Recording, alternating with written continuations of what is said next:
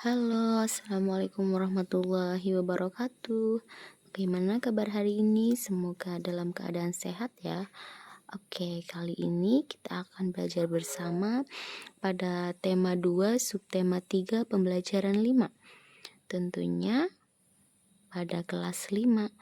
Di subtema 3 yaitu hubungan antar makhluk hidup dalam ekosistem. Adapun muatan pada subtema 3 pembelajaran 5 mencangkup bahasa Indonesia, IPA, dan SPDP. Oke, kita masuk pada materi yang pertama. Yang pertama ada gambar cerita. Masih ingat nggak pada pertemuan kedua? Apakah sudah menentukan tema pada gambar cerita? Oke, pada percakapan Kak Diko, Ibu, dan Bobby. Kak Diko membeli ikan. Ikan dipindahkan ke dalam akuarium. Kemudian Bobby mengambil ikan. Ikan diletakkan di lantai. Kak Diko melihat ikannya di lantai. Kak Diko bertanya kepada ibu, "Ibu, mengapa ikanku di lantai?" Bobby menghampiri kakaknya. "Aku yang memindahkan, Kak. Kasihan, ikannya kedinginan. Ikan memang hidup di air, Bobby," ucap Kak Diko. Oke, sekarang materi yang kedua. Ada cara memelihara organ pernapasan. Berikut cara-cara memelihara organ pernapasan.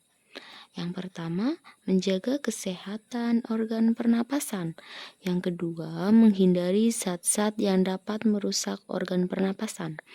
Yang ketiga, merawat organ pernapasan. Dan yang terakhir, menjaga kesehatan lingkungan sekitar. Mari kita bahas satu persatu. Yang pertama, menjaga kesehatan organ pernapasan. Ada makan makanan bergizi agar daya tahan tubuh terjaga dengan baik. Makan makanan bergizi. Mengonsumsi makanan bergizi tidak hanya meningkatkan kesehatan fisik saja, tapi juga suasana hati. Adapun makanan bergizi, contohnya seperti sayuran, buah-buahan, daging, telur, kacang-kacangan, ikan, susu, dan lain-lain. Kemudian berolahraga secara teratur supaya alat-alat pernapasan terlatih dengan baik sehingga dapat bekerja dengan baik. Kemudian ada istirahat yang cukup dan posisi tidur yang benar. Gimana sih posisi tidur yang benar? Itu miring ke kanan dan jangan telungkup. Terlentang.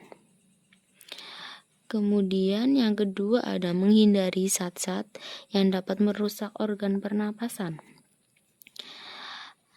Seperti tidak merokok dan menghindari paparan asap rokok karena banyak mengandung racun.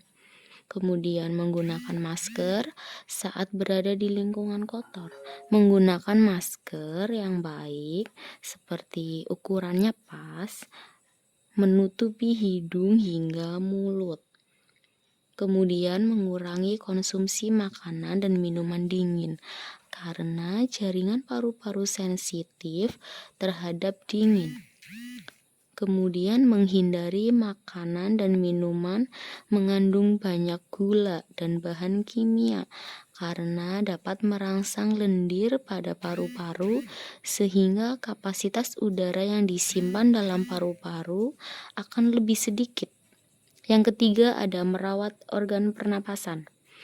Seperti membersihkan rongga hidung secara teratur. Bulu halus dan rambut hidung berfungsi menyaring kotoran. Kemudian ada memeriksa kesehatan pernapasan secara teratur ke dokter. Yang keempat ada menjaga kesehatan lingkungan sekitar. seperti membuat sebanyak mungkin ventilasi dalam rumah untuk menjaga sirkulasi udara.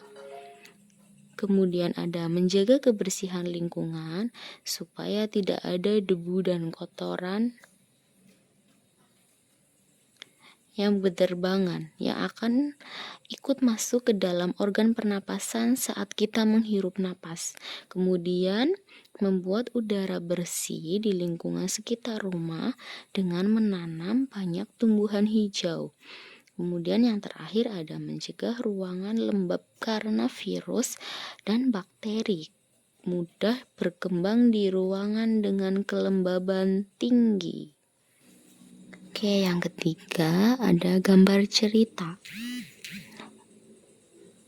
Sebelum membuat gambar cerita, tentukan dulu tema yang akan dibuat pada gambar cerita tersebut.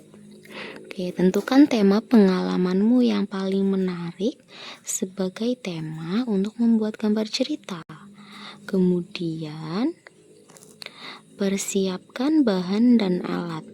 Sebelum menentukan alat dan bahan yang diperlukan apa saja untuk membuat gambar cerita tersebut, tentukan terlebih dahulu teknik yang akan digunakan, teknik basah atau teknik kering.